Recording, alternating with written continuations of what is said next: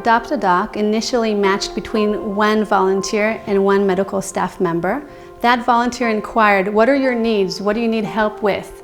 And they would offer babysitting services and home-cooked meals and taking groceries to their homes. And also even we had some volunteers who offered their own personal parking spaces in Tel Aviv and in urban cities. So that doctor would come back home from a long shift and would have to circle around the neighborhood to look for parking.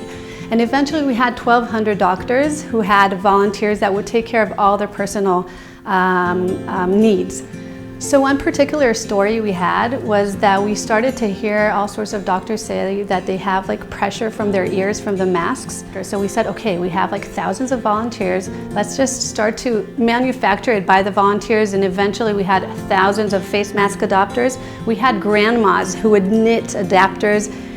So we did a lot of work within the hospitals, and essentially we were like the biggest catering service within Israel, unintentionally, because we had all these home cooks and who took care of them.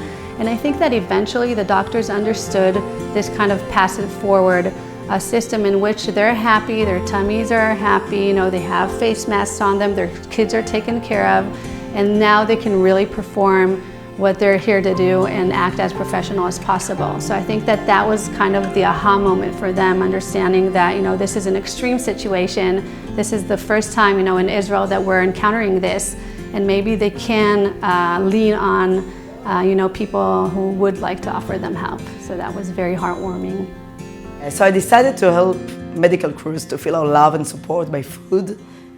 In, I think, 5 hours, we gave more than 2,000 falafel and fun and water to the hospital crews in Ichlov. It was moving, it was a bit frightening to give so much food for so many people with masks, but it was like a happy war to do it. Then it got bigger and bigger because they told me we need phones and we need iPads because we need people to say goodbye from their loved ones. And after 48 hours we have like big amounts of iPads and phones from all of this company, which was really moving.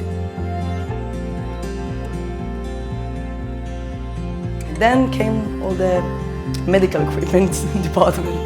I love Israelis. I think that you can say a lot of things about Israelis, but I think they have passion and they have love, and when you move them, they can really show it, and they can move mountains.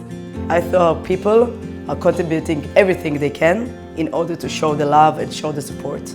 I saw how people like me don't watch the news and creating good news and creating good environment and creating a good atmosphere. Instead of just sitting and frustrating, I just do.